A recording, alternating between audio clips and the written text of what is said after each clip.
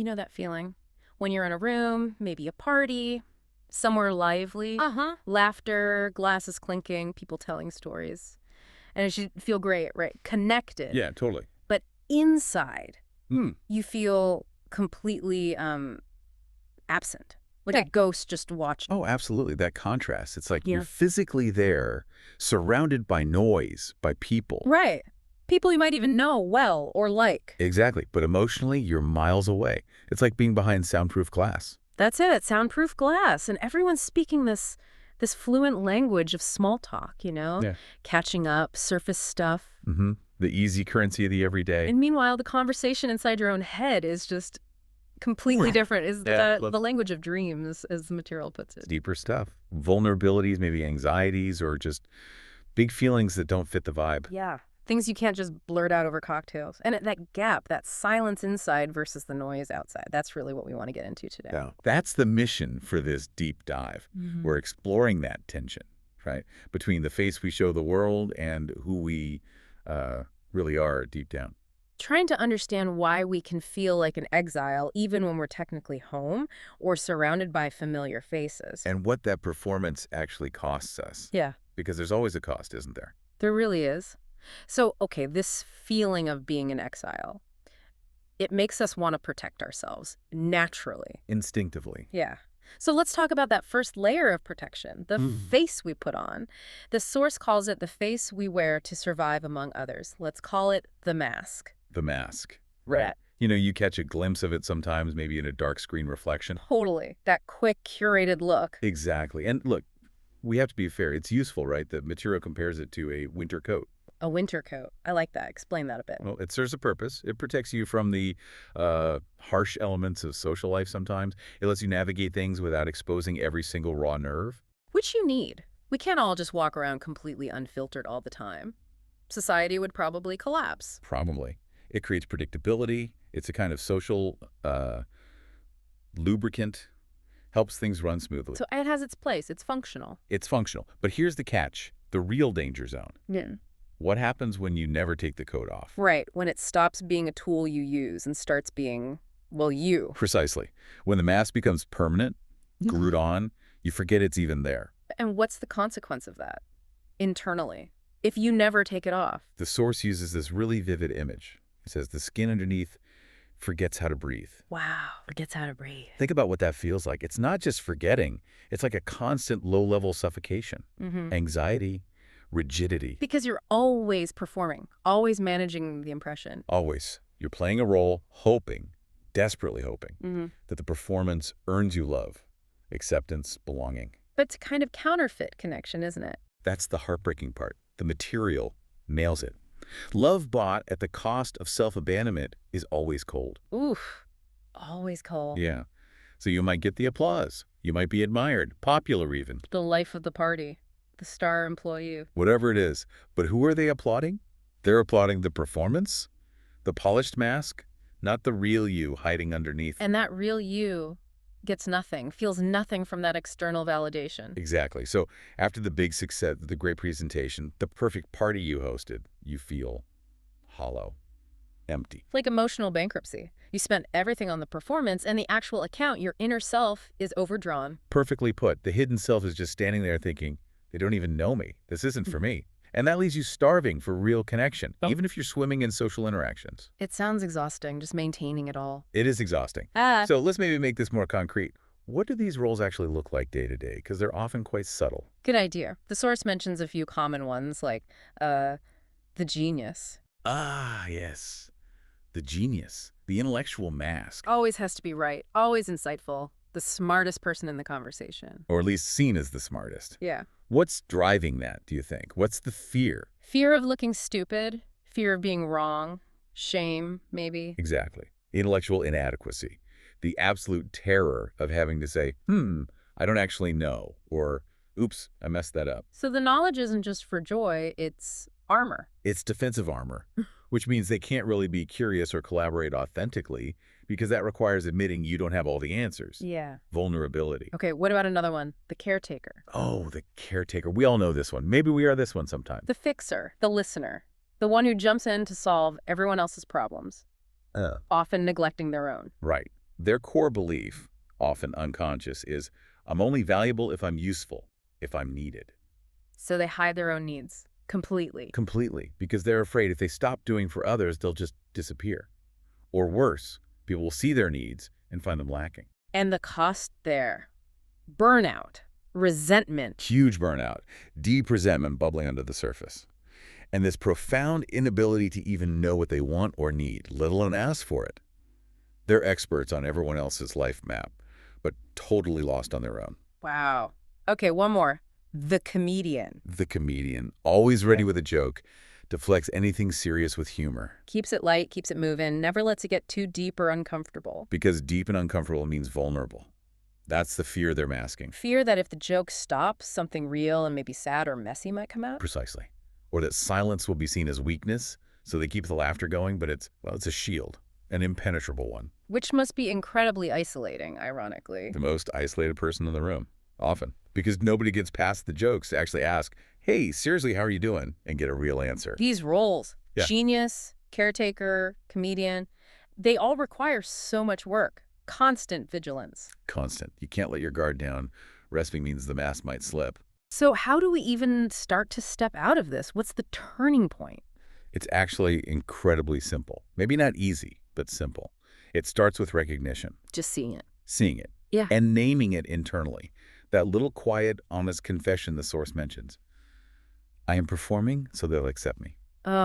Cutting through all the excuses like, I'm just being nice, or it's just my personality. Exactly. Getting to the raw motive. I'm afraid they won't like the real me.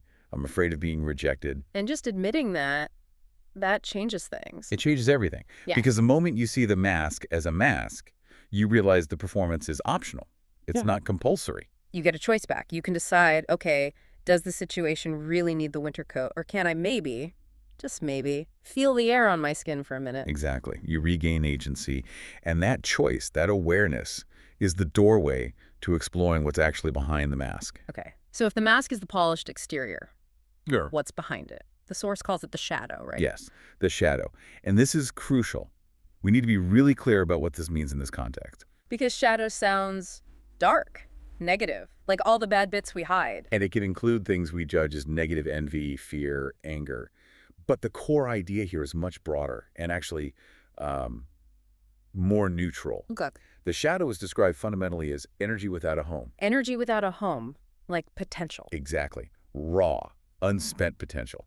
It includes the difficult stuff, sure, but also hidden strengths, unexpressed creativity, passionate conviction, deep desires, things we silence because they felt too intense, too inconvenient, or too unlovable. So it's not inherently evil. Not at all. It's just Okay. unintegrated, unacknowledged energy. Then why do we work so hard to hide it, to push it down? Fear of banishment, pure and simple. We're afraid that if people saw the full intensity of our inner world, the rage, the ambition, the deep insecurity, the weirdness, they'd run screaming. So we edit ourselves drastically. We do. But in rejecting those parts of ourselves, hoping for external acceptance, we actually become strangers to ourselves first. And that's where that deep feeling of isolation comes from. Not just from others, but from being disconnected from our own selves. That's the core insight here. If you don't know or accept your own depths, how can you possibly feel known or connected to anyone else? You're estranged from your own wholeness. Okay, but here's where it gets really interesting. The source says, this feeling of being a stranger isn't necessarily bad. Right. It flips the script. That feeling isn't a sickness to be cured. What was it? It's the symptom of unlived truth. Symptom of unlived truth. Wow. Yeah. It means the alienation is actually a signal, a flashing light on your internal dashboard saying, hey, you're off course. There's a whole part of you that you're not acknowledging or living. So it's not that you're broken, it's that you're incomplete. Or rather, you're not living your completeness. Exactly. You're carrying unacknowledged parts of yourself, and they're making noise because they want to be seen, to be integrated. That feels way more hopeful than thinking I'm just fundamentally flawed or disconnected. It is. It reframes the feeling from a problem into a pointer. It shows you where the work needs to be done, where the unlived truth lies. Okay, so if it's a pointer, how do we follow it? How do we start to, well, live that truth, especially when that hidden energy feels kind of scary or messy? The first step is always awareness. Turning down the volume on the outside world just for a moment and trying to listen to that inner voice. And then, Then comes the power of naming, giving those hidden feelings, those shadow elements, a name. like actually saying, okay, I feel envious right now, or I'm really afraid. Yes, naming the jealousy, the fear, the vanity, that specific ache of being overlooked that the material talks about. But that feels so exposing, even just to myself. Admitting envy feels like confirming I'm a bad, envious person. I get that, but think about it differently. When something is unnamed and operates in the dark, it controls you unconsciously. Right. It leaks out sideways. Passive aggression, weird moods. Exactly. It steers the ship from the shadows. But the moment you name it, that feeling, that's my fear of inadequacy talking right now. Something shifts. Well, what shifts? The feeling doesn't just vanish, right? No, not necessarily. But its power changes. The source says, once named, the shadow stops steering from the dark. It loses its unconscious grip. Yes. Yes. It becomes data, information, something you can observe and say, okay, fear is present. How do I want to respond to this consciously instead of just reacting blindly? It's like turning the lights on in a dark room. You can see what's actually there. Beautiful analogy. You see it, you acknowledge it, and it stops being this big, scary monster under the bed. It's just a feeling and energy. Now you have a choice about what to do with it. And that choice, that conscious engagement with the shadow instead of repression, Yeah. that's the path towards wholeness. That's the beginning of the long road of becoming whole, as the material describes it, moving away from that state of internal civil war. Internal civil war. Yeah, that feels right. The mask fighting the shadow, the performance fighting the truth. It's exhausting. It consumes enormous amounts of energy. Energy that can be used for, well, for living. So becoming whole isn't about becoming perfect, eliminating the shadow. Not at all. It's about synthesis, integration. It's about the genius learning it's okay not to know, the caretaker learning to receive, the comedian learning it's okay to be serious, to be vulnerable. Making peace with all the parts. Yes, and the relief described is immense. To make peace with oneself is not surrender. It is ending a civil war so that life can finally build something. Build something. Like real connections. Purpose. All of it. Imagine the energy freed up when you stop battling yourself day in, day out. That energy becomes available for creation, for connection, for simply being. Okay, but how? How do we make that peace? It still feels a bit abstract. It starts with acceptance. And again, we need to be careful with that word. Because it can sound like resignation. Like, oh, well, I'm just an anxious person. Guess I'm stuck. Exactly. But the source offers a much more empowering view. Acceptance is described as rooting you, not chaining you. Rooting you. Like a tree. Yeah. Think about it. A tree with deep roots isn't easily blown over by the wind, right? Right. It's stable, grounded. When you accept your whole nature, the good, the bad, the messy, the brilliant moment, you become rooted in your own reality. You stop swaying so much with every gust of external opinion or judgment. You're anchored in yourself. And paradoxically, when you stop desperately trying to prove your worth or hide your flaws, you actually become more stable, more able to genuinely connect with others. Why is that? Because you're not listening through the filter of, what do they think of me? Am I performing okay? You can actually hear them. You're present. That makes sense. You're listening to understand, not just to manage your own image. Exactly. Yeah. But getting there. Yeah. It takes courage. It requires more than just thinking about it. It requires action. Which brings up that question you posed earlier. Yes. What small risk are you willing to take right now? A small, authentic risk. Not blowing up your life. Yeah. But just nudging the boundary of the mask. Just one little crack in the performance. Because the resistance to even that tiny risk can feel huge, right? Oh, yeah. Because we've told ourselves the mask is essential for survival. Taking it off, even a little, feels like jumping out of a plane without a parachute. So what does a small risk look like? Let's brainstorm. Okay.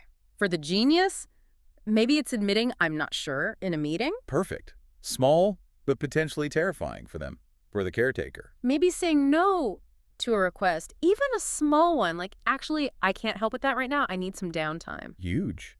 Or for the comedian. Maybe. Letting a moment of silence hang. Not rushing to fill it with a joke. Or answering a, how are you? Honestly, even if it's just a bit stressed today, actually. Yes. Or just saying the sentence you normally swallow.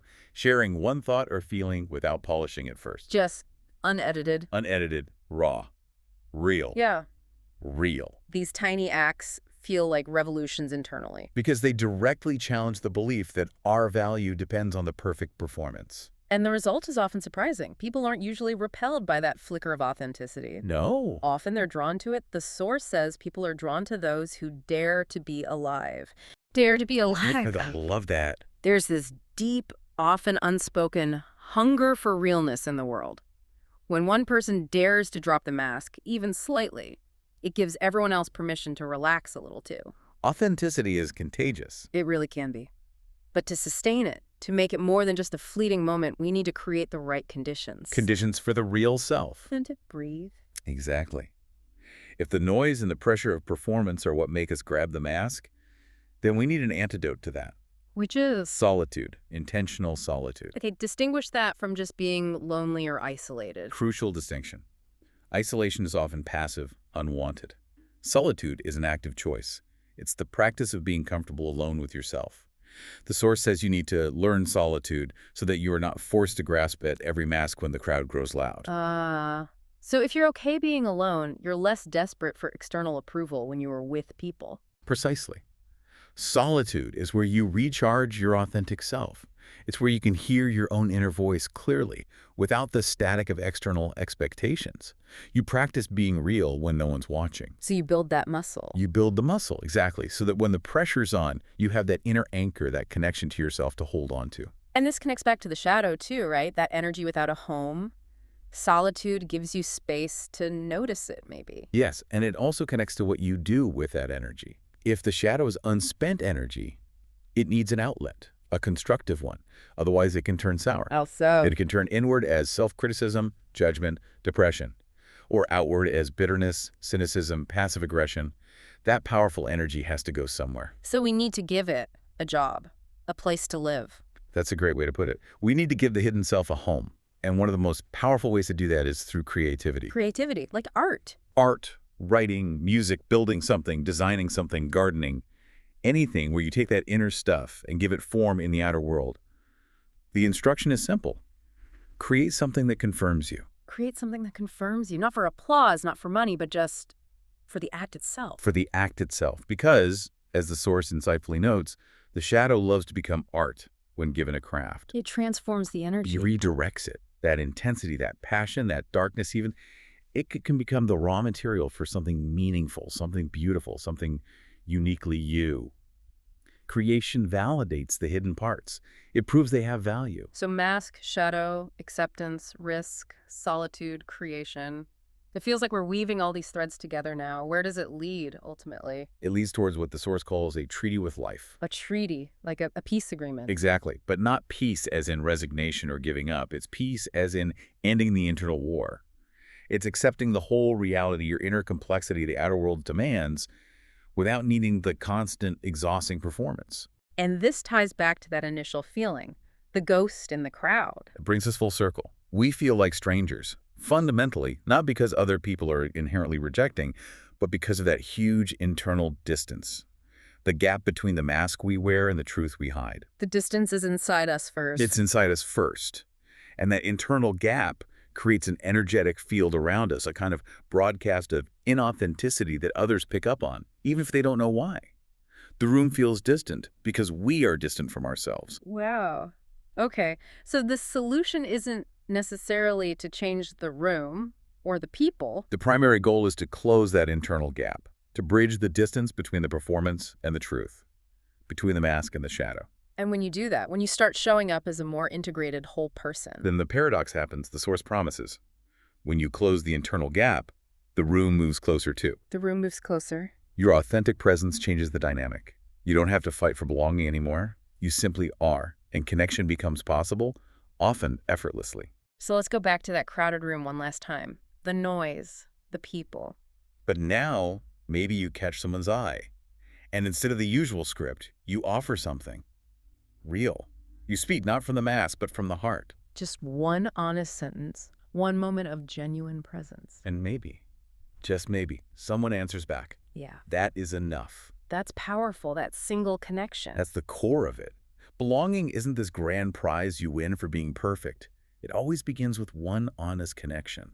It's born from internal courage, not social maneuvering. So it's really about daring to take off the coat, even for a moment, and risking feeling the actual temperature of the room, risking being truly seen. That's the invitation. We've looked at the mask, its uses, and its heavy price.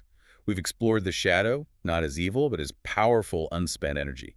We've walked the road towards integration through acceptance, small risks, solitude, and creation. The performance is always optional. The choice is always there. Always. It's about deciding if you want the cold comfort of the mask or the potential warmth and vulnerability of authenticity. So, as we wrap up this deep dive, the final thought really comes back to you, the listener, Yeah. reflecting on all this. Are you still hiding? Is the mask firmly in place? Or are you feeling, maybe, just maybe, ready to let a little more of your true face be seen? What's the one small, honest gesture you might risk today to start that journey home to yourself?